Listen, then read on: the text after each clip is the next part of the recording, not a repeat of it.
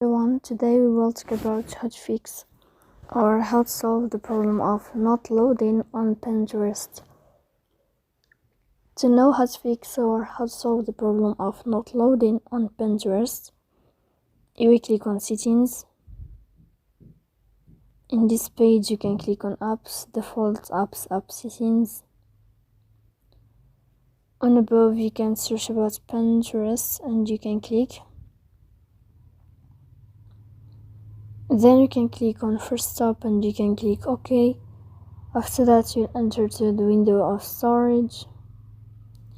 Here you can click clear cache. Don't click clear data because that can delete your account. So please don't forget to support us by like and subscribe.